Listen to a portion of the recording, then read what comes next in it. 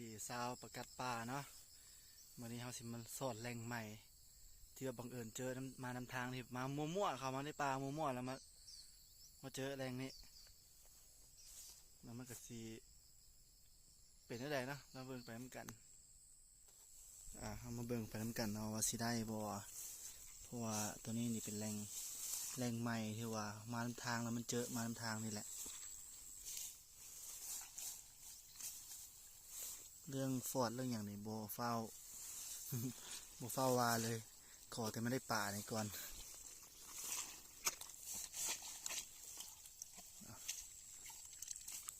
เดี๋ยวสิย่างเถอะเนาะมากับสหายวรจักรเป็นย่างลงหลุมคนเดียวเขาสิขึ้นถึงแยกกันหา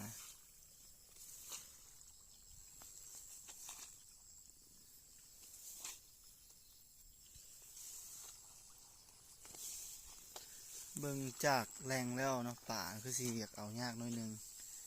หมายถึงว่าแบบน้อยแหละป่าคือสิบ่หลายเพราะว่าแรงมันก็น้อยนึง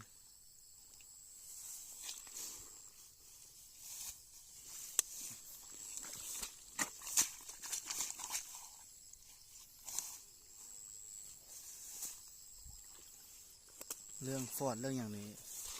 บ่เว้าถึงเลย น่าจะแทบจะบ่มีเลยแหละมีแต่คือสิน้อยสุดๆเลยสิซ่อนบอนแต่ที่ว่าคือว่าประกัดมันสิอยู่เอาได้ปลาคอซ้ำเอาทีม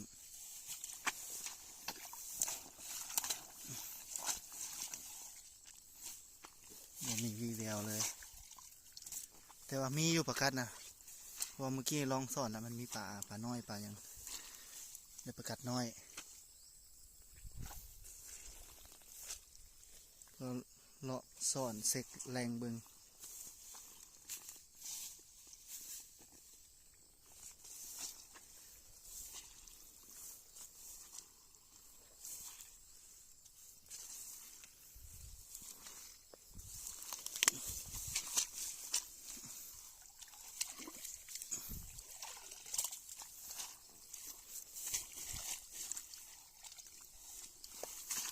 แล้วซาด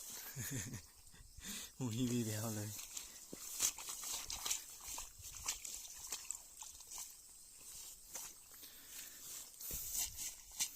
ซ่อนมือซ้ายบถนัดมาเลยเว้ย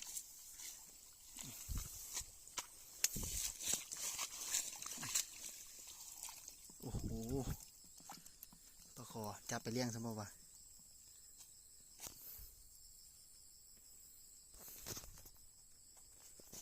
วิดีโอตัดมาเมื่อกี้เนี่ยลืมเบิ่งเว้ยไปกันต่อ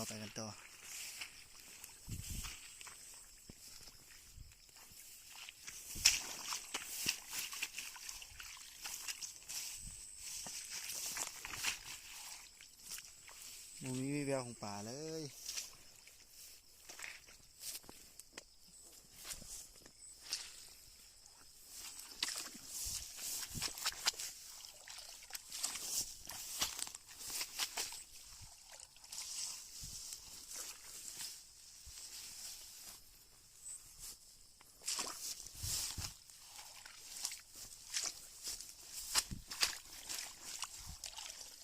รู้สึกว่าทางย่างขึ้นมาเทิงแหงโบมูมีป่าหรือว่าแนวใด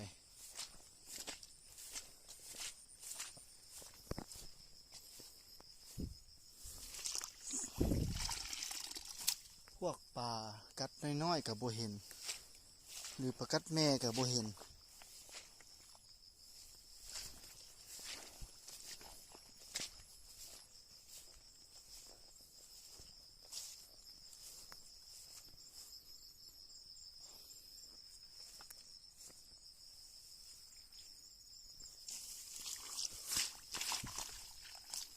โบมีวีแววเดี๋ยวสิย่างขึ้นไปเทิงอีกหน่อยนึงถ้าหากว่าโบมีวิแววของป่าแล้วก็สิย่างลงไปลมคืน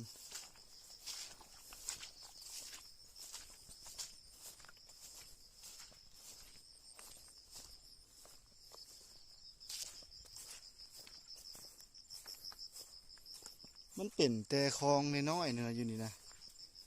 เพราะแต่น้ำไหลซื่อ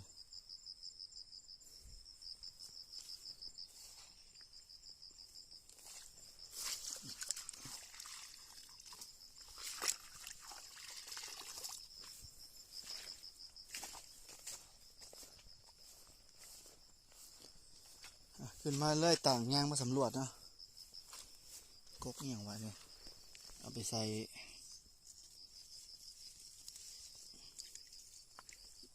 เก็บไปใส่ปลาได้บ่วะ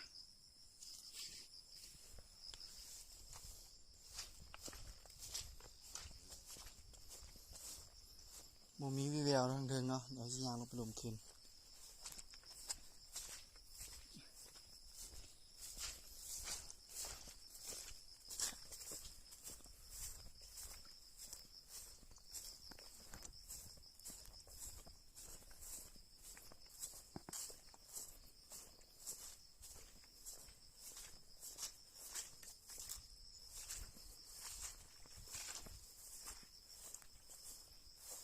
สมควรแรงนี่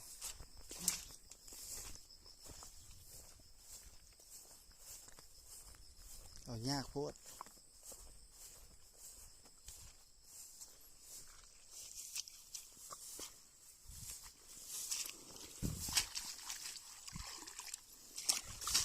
โอ้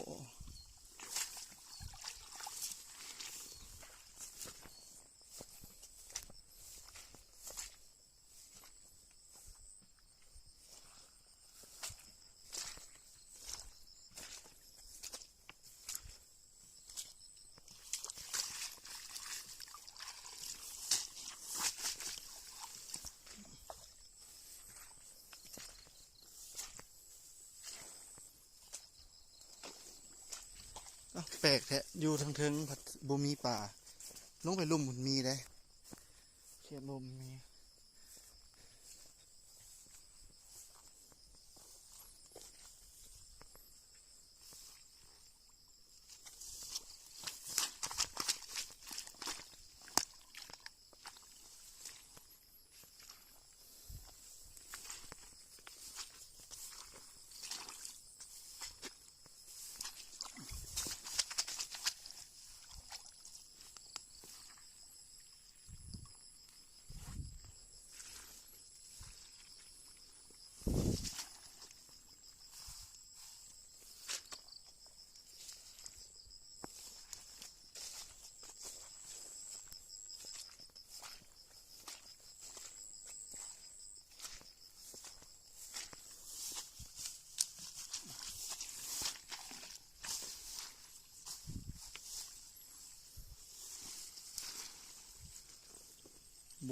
บุกอย่างเดียวบุกแล้วก็ลุย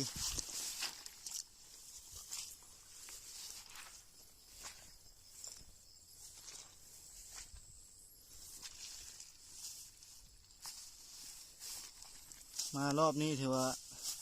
บุกคุ้มเลย บ่ได้ป่า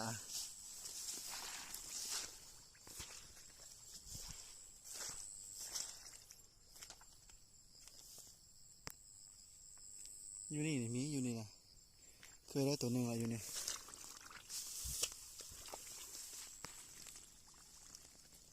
เนี่ยใส่ต้นไม้วันนี้มันอาจจะเลิก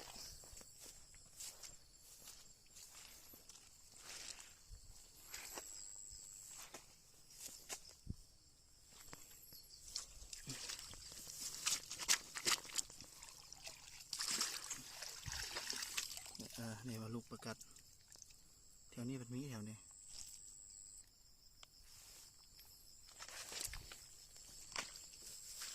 โอ้ตม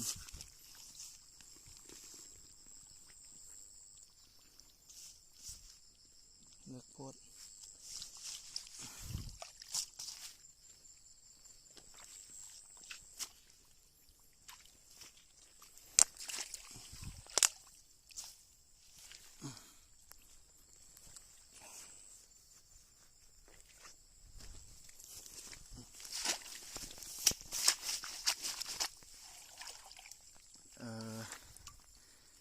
เป็นปลาเมปลาผูปลาเมเนาะแต่ว่าตัวใหญ่ดีเก็บก่อนเพราะว่าไข่แน่น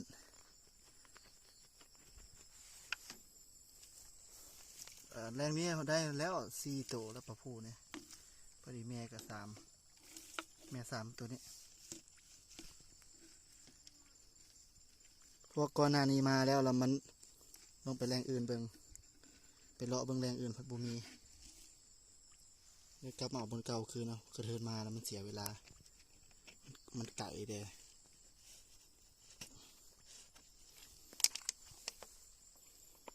ก็ส่วนหลายถ้าปลาแม่อยู่แบบนี้ปลาผูก็มักดูนั้นแต่ว่าเขาเหยียบปลานี้ปลาผูมันคือสิหนีนั่นแหละเอา ปลาแม่อีกแล้วเอาแล้วปลาแม่นี่ก็ง่ายดีไข่แน่นเอาไว้ผสมพันธุ์เก็บสายเพราะว่าจากที่เบิ่งปลาผูของแรงนี้แล้วมันก็งามอยู่ลายกระโดงกระเต็ม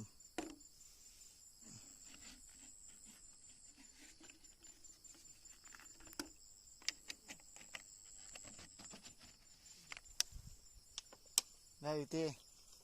เอาสมบูรณ์ได้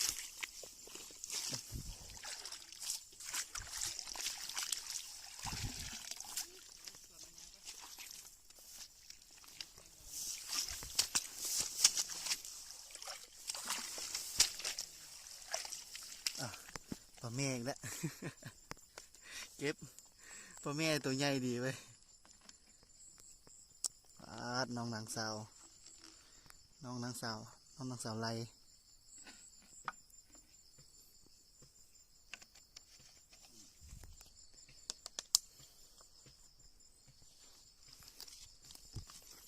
ปลาผู้มันต้องอยู่แบบนี้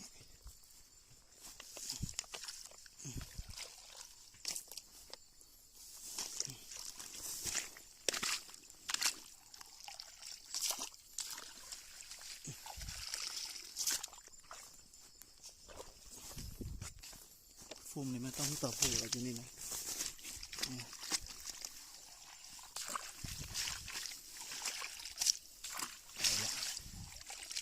ไปแล้วโมอยู่แล้ว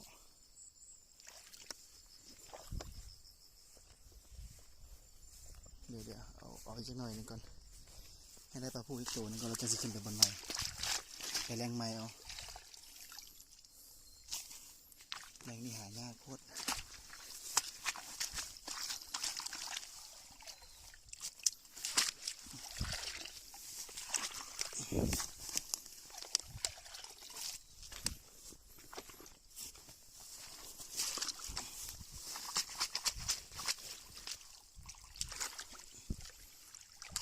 ฟอดอยู่ในพี่หนีแล้วแบบนี้ถ่ายให้เบิ่งบ่ได้แล้วอ๋อปลาคอฟอดอยู่เลิกโพดบ่ได้ซ้ำ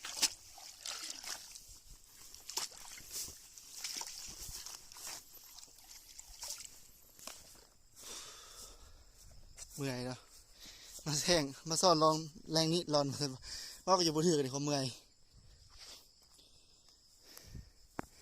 เดี๋ยวสิข้ามไปเบิ่งนั้นก่อนอื่นนะก็สิซอกแถวนี้ก่อน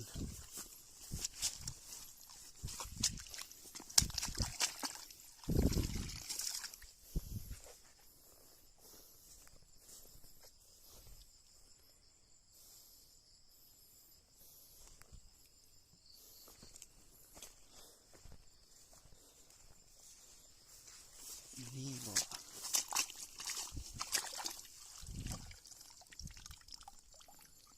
ปลาคอ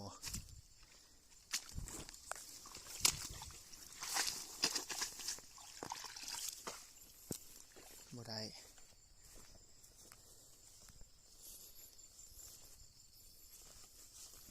เป็นแบบนี้ประกัดมักอยู่ได้เนี่ย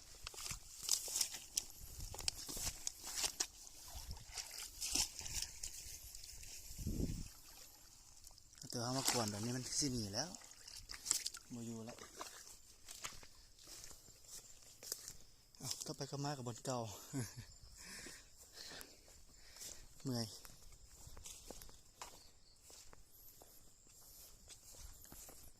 เดี๋ยวลงมาอีกหน่อยหนึ่งก่อน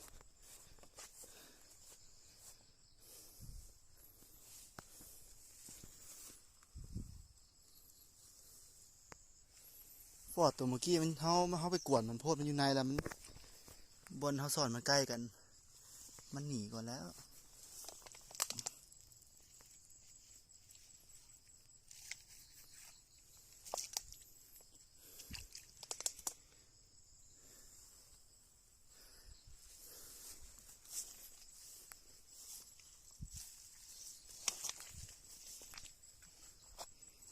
แบบนี้เนาะปลามักอยู่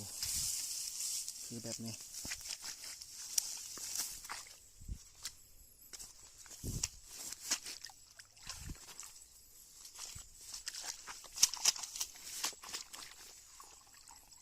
ปลาคอได้ปลากัดแม่อีกแล้วได้ปลาแม่อยู่นี่มันท้องมันไข่ดีเว้ยมักไข่แน่นๆแล้วนี่แหละมึงเก็บเบิดเป็นหนูทดลอง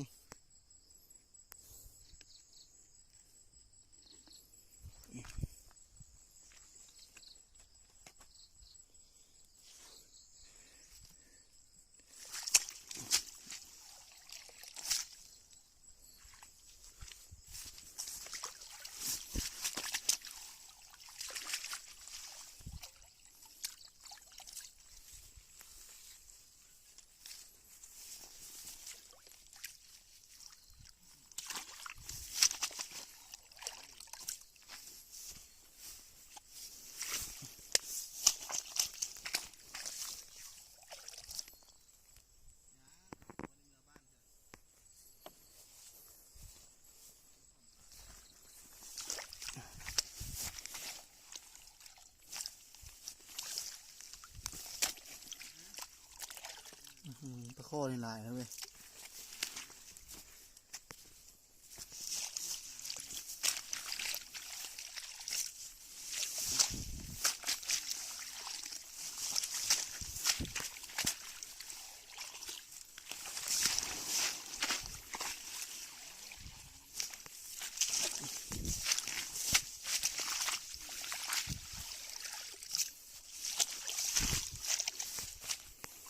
ลุยเต็มที่แต่ปลาก็ยังบ่ได้อยู่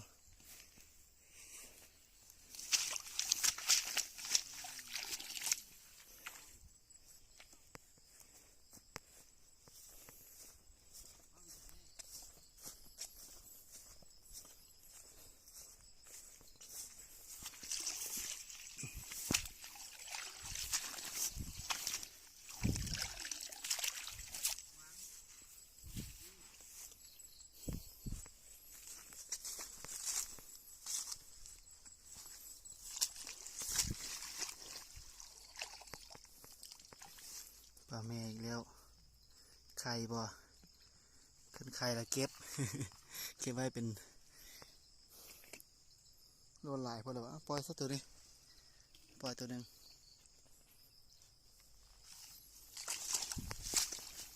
จักว่าหูภาษาบาลีมีแต่ปลาแม่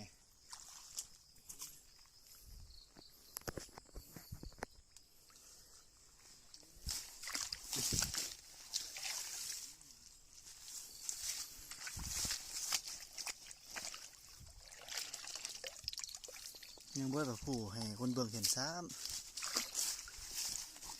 ำแรงเลยนี่ได้ปลาแม่อีกแล้ว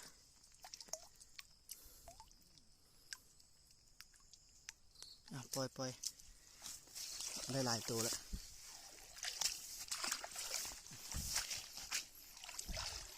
สอนก็ไปจับมาบนเก่านี่แหละ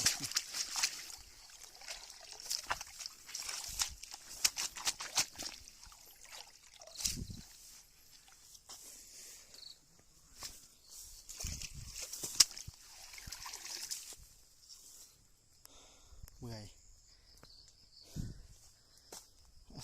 เดี๋ยวจะให้เบิ่งปลาที่ได้จากแรงในมานะได้พอผู้อยู่4 ตัวแล้วการปลาแม่เปิดถือว่าเอายากเลยแรงนี้ยอมหับเลยบนได้แถวจิงยากอย่างแหละที่เก็บไว้ดีๆนะ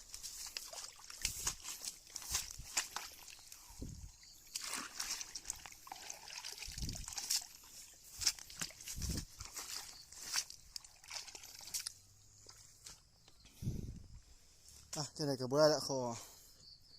จบคลิปแต่เพียงเท่านี้เนาะแล้วสิเอาตัวที่อยู่กระตุกนี้ขึ้นใส่แก้วแล้วถ่ายให้เบิ่งทีหลังเอาเพราะว่าตั้งแต่สอนมาเนี่ยบริเล็กตัวเลยอันที่ถ่ายให้เบิ่งเนี่ย